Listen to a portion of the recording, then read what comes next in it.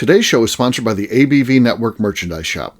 Check out our large assortment of logo merch and our lifestyle collection as well.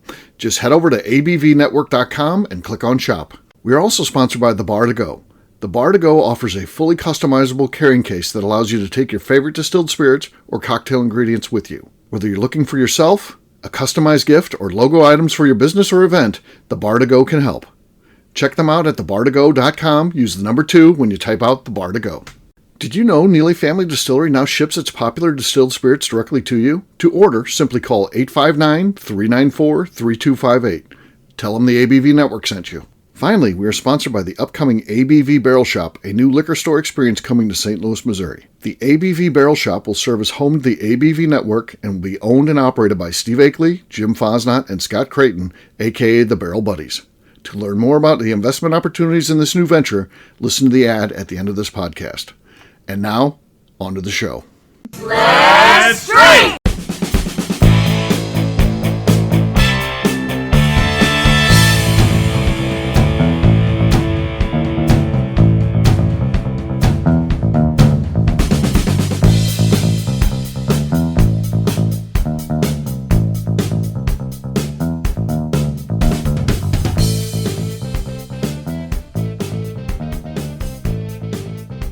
Welcome to the Bourbon Daily, the podcast about everything bourbon delivered to you every day of the week. Today on the show, we discuss our favorite February bourbons. Best month of the year. My name is Miss Beka Sue. Please join me in welcoming my co-host, Steve Akeley, along with our special guests, Kathy Kuhl, Heidi Fosnot, and Danny Kennard. Hey, gang, what's up? Howdy. Hey, how's it going? Hey-o. Yes, it's my favorite month of the year because not only was I born in February, my daughter was born in February. So that's what really makes it special. So yes. And then, the wife was not. So in reality, the cool people in the house were February birthdays. She didn't get so much trouble. She's a June birthday. She's June. Oh, I would say that people born in June are also very cool. Yeah. Well, that's what Royce would say. Yeah. Royce is a June birthday. So yeah. I think February. And McNew, yes, yeah. June birthday is also And me. And Kathy, you're a June birthday too. Yeah. No, I'm a February birthday. Oh, February. See, there you go. Boosters are in February. You got to try hard to be born in February. It's the least amount of days. You got to work at that. It's not easy. I don't think. I'm pretty sure you weren't the one working on it. Yeah, I was. I had to decide to, evacuate. I think your mother is the one that worked on that. Right. Yeah. And judging from the size of your head, it was not easy. Oh yeah, 9 pounds 2 ounces is what I was born. I was late too. I hung around for a while. I thought there was room service there. There was a whole thing going on. I was like, I'm not leaving this. It's not February yet. It's not February. Yeah, the month where the least amount of people are born, February. So yeah. Kathy, congratulations on the February birthday, by the way. That's big. Absolutely, thank you. Yeah, that's a big deal.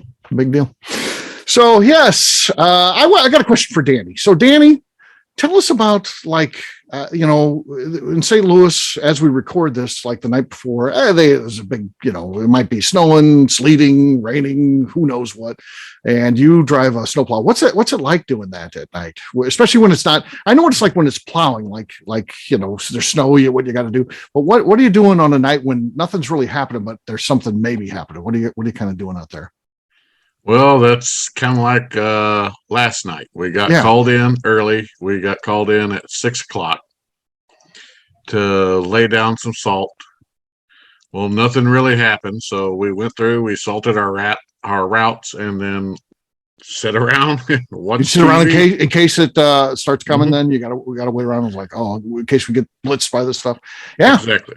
Yeah, it's just a sit and wait game because once you put a certain amount of chemical down, it doesn't do no good unless Yeah, unless it makes sense. Down. And they got to hang on to you guys. They can't okay, we'll just cut you loose. We'll call you. No, you got to keep them around. Otherwise, so yeah, you're just waiting around to see if anything then happens. Yeah, makes sense. It's And what about? I'll tell you what, snow brings out some of the worst in people. Like when it is snowing and it's coming down and you're in that plow, Danny, and I see people making these terrible moves. Like they think they got a 4-wheel drive. So they think they can drive as fast as they normally drive to work. And they're passing people and they're even messing with the snowplows. I've seen people fuck with the snowplows. Yeah. There's people that cut me off. There's people that cut me off all the time. They'll turn around and run stop signs and don't even hit their brakes whatsoever. Yeah. They just keep on going. They don't care. I mean, they see this big ass snowplow coming and they really don't care.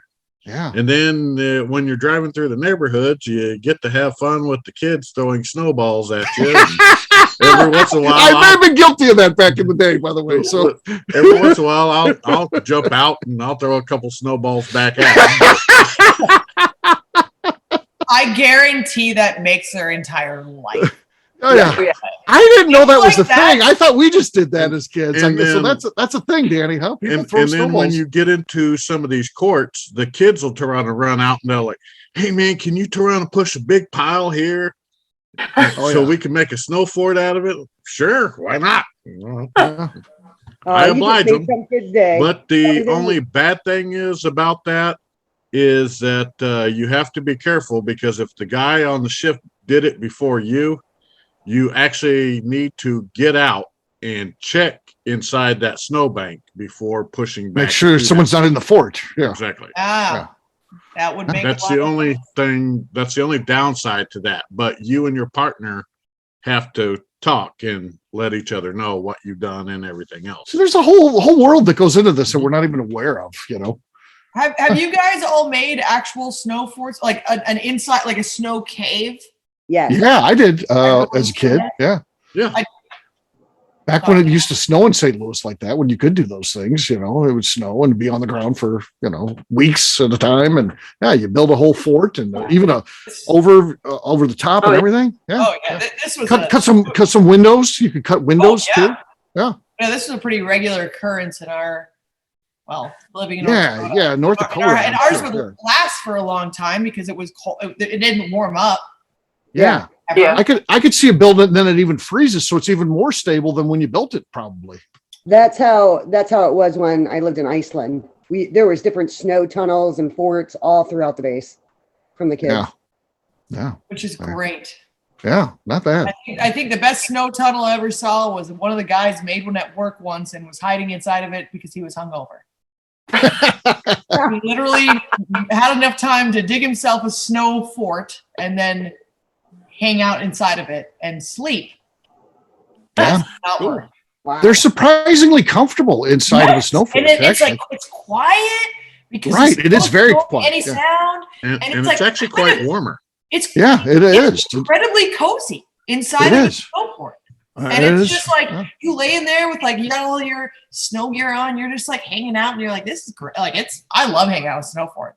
Yeah, it's not bad. Well, the other downside to all this and all with snow plowing is sometimes when you get in the courts and the kids are not there and it's all older people, sometimes you get them because there's no other place to push it but 1 yard.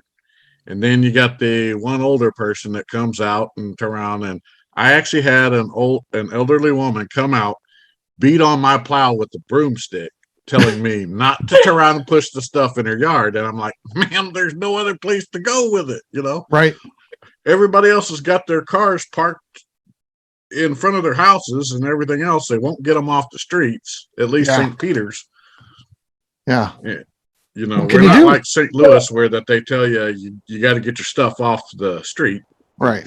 We allow our residents to park anywhere they want. So, and I'm sure it is what it is, but I'm sure in North Dakota it was the same thing for Beka, but up in Wisconsin, it's you immediately when it's snowing, you get the first 2-3 inches, you go out, you shovel your sidewalk, shovel your driveway, and then you get another 3 inches, you're back out, you're doing it again. But the one thing everybody does is they push it in the correct direction out of their driveway and then down to the right, usually, because they know when the snowplows come, they're going to push it back up into the driveway. Yep. So they start clearing it out and they'll get we went over to my sister-in-law's father's house and helped them shovel.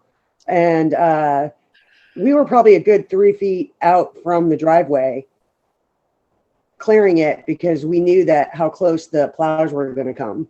Yeah. You can't stop the windrows. I mean, we can only do so much with those plows. And that's what people don't understand. I have to get it off the road. St. Peter's rules are that we clean it curb to curb. Mm-hmm. So, sorry, I mean, once we come by, it is what it is. And then what's really fun is when you get a hold of one of these neighborhoods who the HOA has hired a snow removal person to come in and clear everybody's stuff out and everything else. Well, they try to throw it out in the middle of the street. Well, here I come back again because the road's got to be cleared. It's got to be there. It ends up being, I push a windrow on the edge of the driveway and the contractors are out there mad as hell. They're shoveling it back out in the street. I turn around and I come back down again. I don't feel like for the most part, a lot of people just, not everyone. I know that this is not everyone in North Dakota owns a snowblower, but a majority of people own a snowblower. I would think so. Yeah. And so you honestly, a lot of people won't even go out there and touch it until it's done snowing.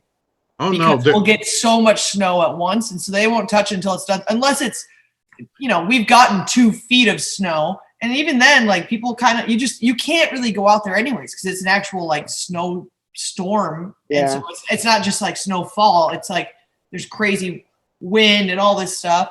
But a lot of people just blow it into their own yard. Some blow it out into the road, but for the most part, a lot of people I think just blow it into the yard.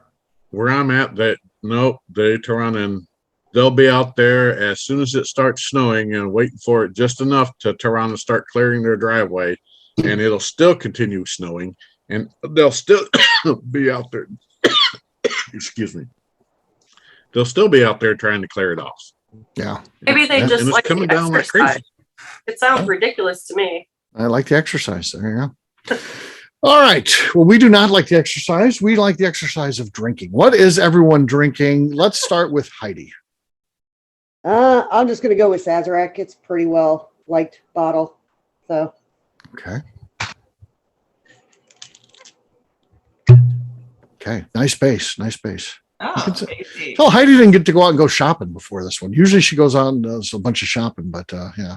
You don't know what I have. Yeah. I've got JD Single Barrel here. I think this is a good February one because it is 129.8. It's a barrel proof one. Damn near 130. So here we go.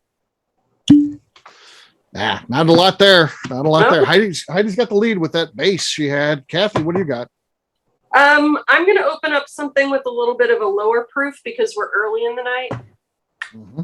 So this is Accent Oak out of Colorado Springs. They're probably under some snow right now as we talk in February. I would think. Yeah. Let's see what it's got. Oh, there you go. There's a lead. We have a leader now. What do you got, Beka? Kathy's going to keep that lead because I just have some JTS Brown, which is in a twist top. Twist top. Okay. All right, Danny. We've been working on open this for a while. He's got it open now. What do you got? Well, while I was down in Texas, I found me some Hirsch 8-year. Hirsch 8-year, the high rye. Okay. Mm-hmm.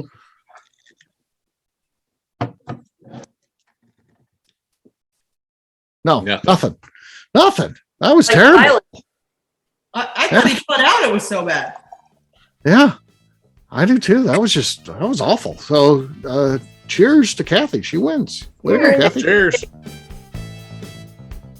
All right, we're going to take a quick break. And then when we come back, we're going to be talking about what bourbons you should be enjoying this month, the greatest month of the year. We'll do that in just a few.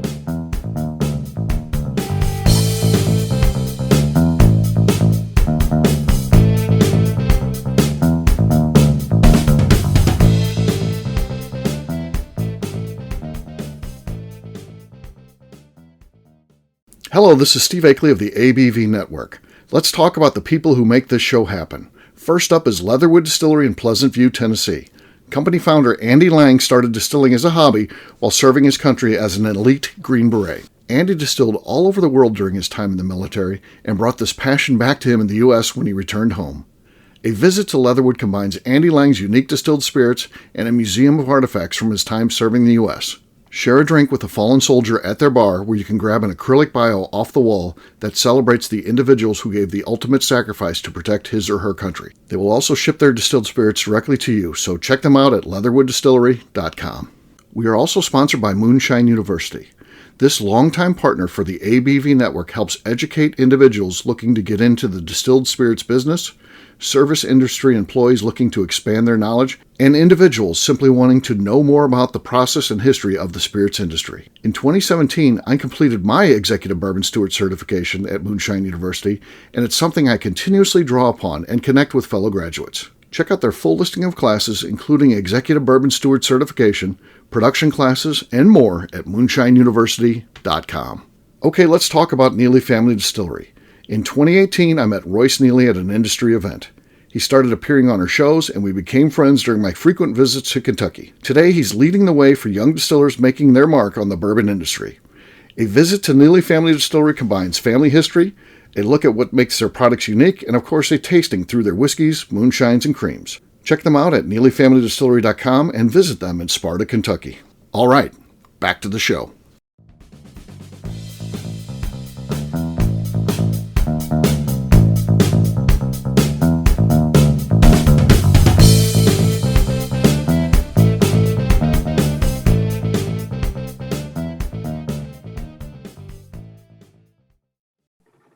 Scott Pinkowski loves the Bourbon Daily. But can I have a kiss? No. That doesn't work. Welcome back to the Bourbon Daily. Today we're talking about February bourbons. Yes, we are. February, here it is. I'm going to start it out, and I think, it's always a good time to drink this one, but February in particular is very good, and that's Booker's. Drink your Booker's. It's nice, high proof. It matches the February, the chill of the air. You have this nice warm bourbon. I think it's a perfect, addition to have anytime you're in February. You can pull this one out all month, and it is good. It works well.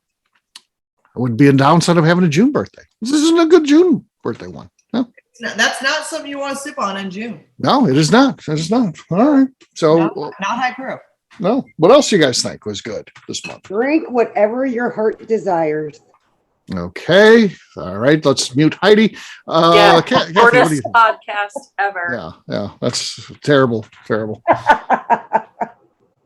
Other high proof ones, I'd say some Elijah Craig. They're barrel strength. Oh yeah. Elijah Craig's got it. Yeah. Super high proof. Any of those, I know Kaplan's probably have every single one of them. Yeah, they definitely. That's a whole little bit of a mini cult too, because everybody knows what all the codes mean. You want out of a certain warehouse and I don't know what all they mean. I think Danny knows a little bit about that stuff. I don't know anything about the Elijah Craig barrel strength ones, which are the good ones or anything like that. I never remember. Usually the C's are pretty good. The C one, that's the one that people are looking for, huh? I didn't know that was even right now. Yeah. Okay. Yep. That's the C19 is my favorite. And C the 20 was okay. 21 was better. So okay, we'll see how 22 turns out. All now right. we know.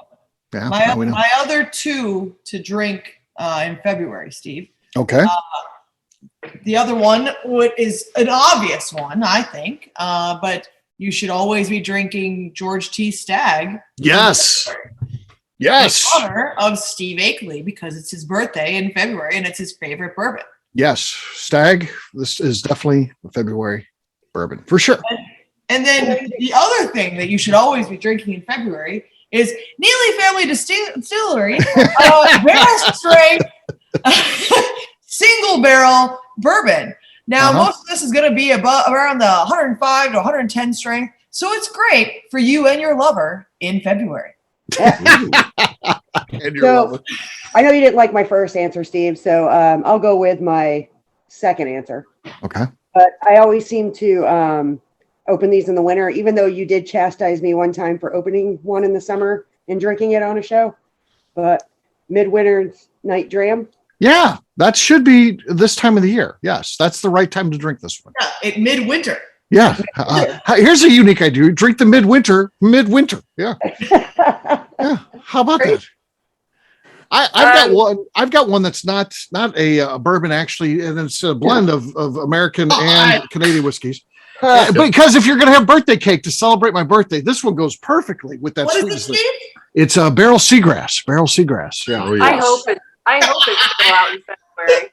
So I've got one as well. And that would be Stumpy's Old Monroe. Stumpy, sure, absolutely. Heck yeah. Hey, Yeah. Steve, what's the proof on Seagrass? Seagrass, it comes in at 119.3. Oh, perfect. That's Yeah. perfect. February. Exactly. I have one that you should not drink in the winter. Okay. The Colonel Steve's Backyard Rye. No, there you go. You should. It's for backyard. It's for grilling. For backyard. That's a yeah. summertime drink. Yeah, that's a summertime. I did not promote that as a winter one. Yeah. But Seagrass, on the other Seagrass, on the other hand, I'll tell you what, it's going crazy. We set that trend. There was not a single person that ever talked about seagrass before us. I never saw anybody post about it. I never saw anything. So good. Yeah. And So now on the next I'm just snowfall- wondering, how much is Barrel Bourbon paying you? I wish they were paying me, because I think they are paying other podcasts. They don't pay me anything, but I think they're paying other people. I saw they're sponsoring some shows. They should sponsor us, for God's sakes.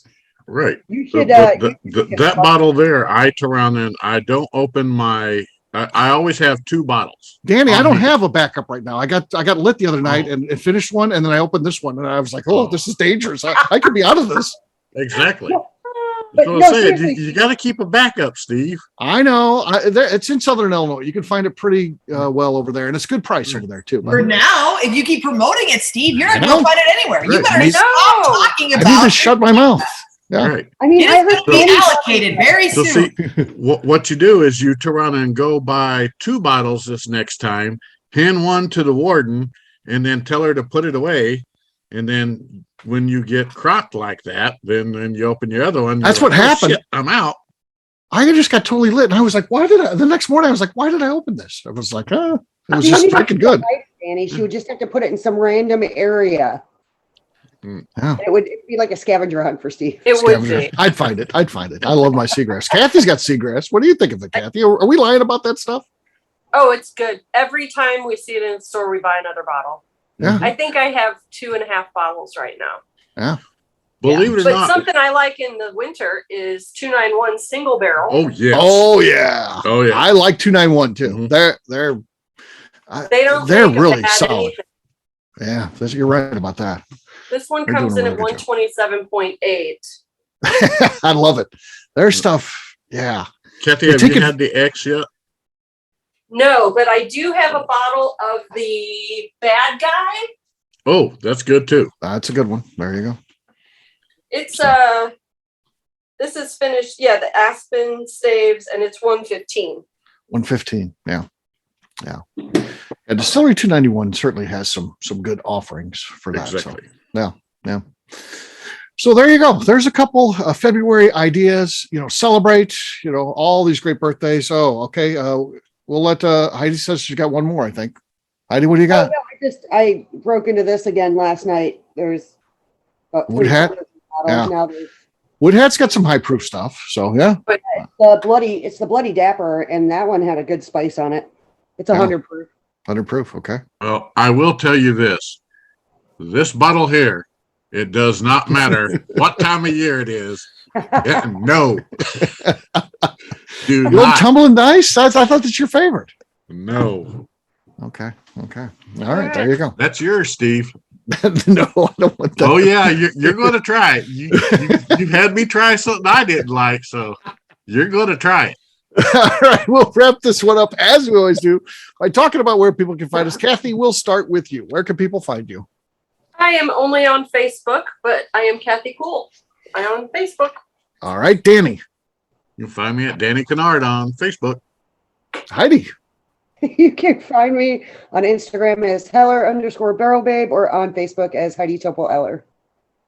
All right, Miss Beka Sue.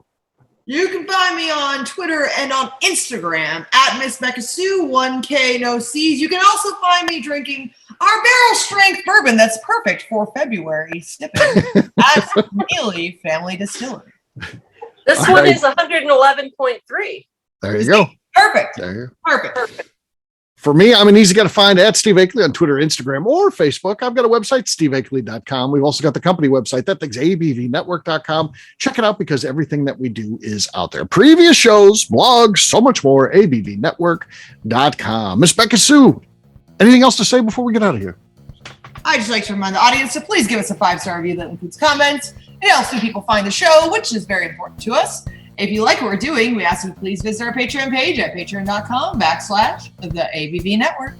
All right, great job today, gang. For audience, we'll have a brand new show for you tomorrow. Looking forward to that. Until then, take care, everybody. See ya. Bye. Bye. Peace.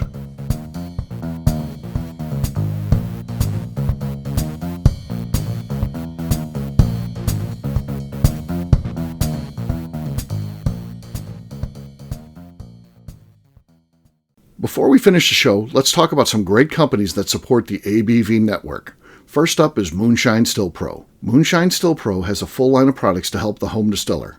Whether you want to experiment on the stove in your kitchen or you're looking for a bigger setup in your backyard, owner Russell Creed and his team can help. They have multiple still offerings, accessories, and even grain from their partners at Goldstone Mill to assist you in making whiskey on par with your favorite distillery. They can also help you with some fabricated parts you probably can't make yourself if you are attempting a DIY still project. Learn more or order your still or parts at moonshinestillpro.com. Another friend of ours is the Goldstein family at Goldstone Mill. The Goldsteins offer a variety of heritage and heirloom grains to make the finest whiskeys in the world.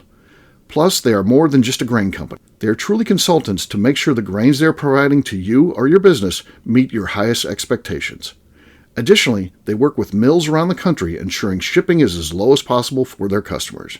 If you're a distillery, brewery, or even doing this at home, Goldstone can assist you. Check them out at goldstonemill.com, call them at 217-254-6613, or check in via email at hello@goldstonemill.com. Last but not least, at the top of the show, I mentioned investment opportunities at the new liquor store concept, the ABV Barrel Shop, being launched in 2022 by myself, Jim Fosnot, and Scott Creighton. We are crowdfunding some of the capital needed to open the store. Not only does it offer a return on your investment, but a lifetime of status and benefits at the store.